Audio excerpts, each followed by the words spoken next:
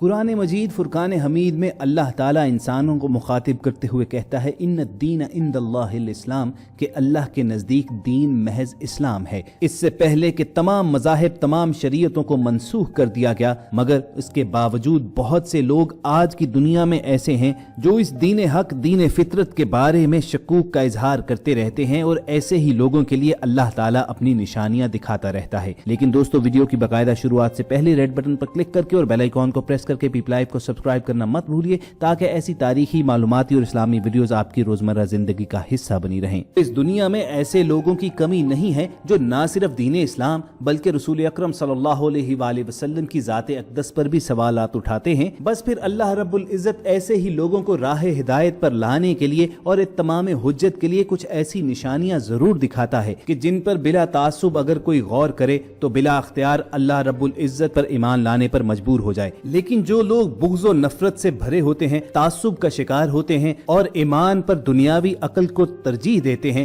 وہ پھر ہمیشہ گمراہی کے اندھیروں میں بھٹکتے رہتے ہیں۔ آج کے اس ویڈیو سیشن میں ہم نے آپ کے ساتھ سعودی عرب میں پیش آنے والا ایک ایسا واقعہ شیئر کرنا ہے کہ جو آپ کا ایمان تو تازہ کرے گا ہی، ہو سکتا ہے کہ کسی کو راہ ہدایت پر ہی لے آئے۔ دوستو، کچھ عرصہ پہلے عرب سوشل میڈیا پر ایک ویڈیو بے حد وائرل رہی۔ اپنی سکرین پر آپ کلیئرلی ہائی وے پر حادثے کا شکار یہ ٹرک دیکھ سکتے ہیں۔ اس ٹرک میں اچانک سے آگ بھڑک اٹھی اور اس میں موجود سامان تو کیا، ٹرک کا پورا ڈھانچہ ہی جل کر راکھ میں تبدیل ہو گیا۔ جب وہاں لوگ اکٹھے ہوئے اور اس حادثے کی ویڈیوز بننا شروع ہوئی تو لوگوں نے ایک عجیب و غریب منظر دیکھا۔ یہ پورا ٹرک تو جل کر راکھ میں تبدیل ہو چکا تھا، لیکن ٹرک کے عقبی حصے کے دروازے پر جہاں پر اللہم صلی علی نبی یا حبیبی لکھا ہوا تھا، تو یوں محسوس ہوتا ہے کہ یہاں تک پہنچتے پہنچتے جیسے کسی نے آگ کو فوری طور پر گلزار ہو جانے کا حکم دے دیا ہو۔ یعنی رب کریم کی ذات اقدس نے یہ گوارا ہی نہ کیا کہ اس کے محبوب کے نام پر اس کے حبیب کے درود کو آگ چھوئے۔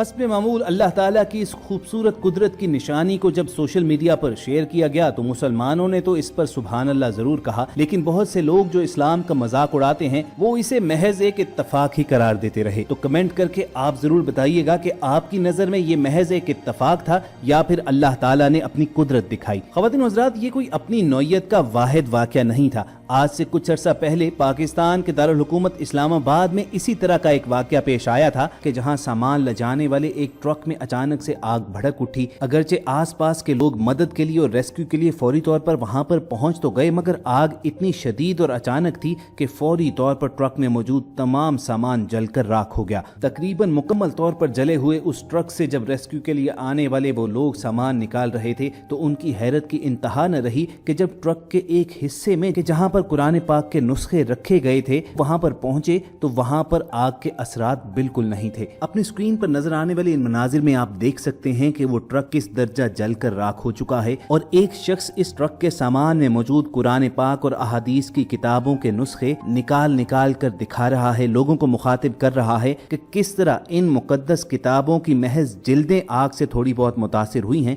مگر جن اوراق پر کلام الہی لکھا ہوا ہے، احادیث نبوی کے الفاظ موجود ہیں، وہ آگ کے اثرات سے مکمل محفوظ رہی ہیں۔ اور خواتین و حضرات، بلا شبہ یہ نہ صرف ہمارے لیے بلکہ وہ لوگ جو آئے دن قرآن پاک اور مقدس ہستیوں کے بارے میں گستاخی کا ارتکاب کرتے رہتے ہیں، ان کے لیے بھی اللہ تعالیٰ کی جانب سے بہت بڑی نشاندہی ہے کہ اپنی مقدس ہستیوں اور اپنے محبوب کلام کی حفاظت کا ذمہ جو اللہ تعالیٰ نے لیا تھا وہ آج بھی اس دور میں پوری طرح کار فرما ہے۔ ہمیں اس واقعے پر زیادہ حیرانی اس لیے نہیں ہے کہ یہ اللہ تعالیٰ کی قدیم سنت ہے کہ وہ اپنی محبوب ہستیوں کو اور اپنی مرغوب چیزوں کو کبھی بھی آگ کا ایندھن نہیں بننے دیتا۔ آپ کو حضرت ابراہیم علیہ السلام کا واقعہ ضرور معلوم ہوگا کہ جس میں آپ علیہ السلام کے لیے آگ کو گلزار بنا دیا گیا۔ ابھی چند روز پہلے لاہور میں الیکٹرانکس کی مشہور مارکیٹ حفیظ سینٹر میں جب آگ لگی تھی پورا پلازا جل کر راکھ ہو گیا تھا، مگر حیرت انگیز طور پر اس پلازا کی مسجد کے اس حصے تک آگ پہنچ کر ٹھنڈی ہو گئی تھی جہاں پر قرآن پاک کے نسخے موجود تھے۔ اور خواتین و حضرات، آپ आपके यकीनन इल्म में होगा कि जब डेनमार्क में एक मलौन ने कुरान पाक का नुस्खा जलाने की कोशिश की थी तो कुदरत ने ऐसा इंतजाम किया था कि कुरान पाक के नुस्खे को आग तो नहीं लगी थी, उल्टा उसी के अपने हाथ जलकर राख हो गए थे। तो दोस्तों, समझने वालों के लिए, गौर व फिक्र करने वालों के लिए तो इन वाकयात में बहुत सी निशानियां हैं, मगर अफसोस की बात यह है कि कम ही लोग ऐसे हैं जो इन निशानियों पर गौर करते हैं। जरा सोचिए कि जिस वर्क पर कलाम इलाही के अल्फाज लिखे हुए हैं अल्लाह ताला उसे आग की नजर नहीं होने दे रहा, तो जिस सीने में कुरान पाक महफूज है उसकी कदर व मंजिलत अल्लाह के नजदीक क्या होगी। तमाम आसमानी किताबों में से कुरान मजीद फुरकान हमीद वो वाहिद किताब है कि जिसकी हिफाजत का जिम्मा खुद अल्लाह ताला ने लिया है। सूरतुल हुज्र की आयत है, इन्ना नहनु नज़्ज़लना ज़िक्र व इन्ना लहू लहाफ़िज़ून, हमने ही इस कुरान को नाजिल किया और हम ही इसकी हिफाजत करेंगे। गोया इसकी हिफाजत के लिए वादा इलाही जाहिर हो गया। और कुरान पाक ही में अल्लाह ताला इरशाद फरमाते हैं, इन्नल्लाह ला युखलिफुल मियाद,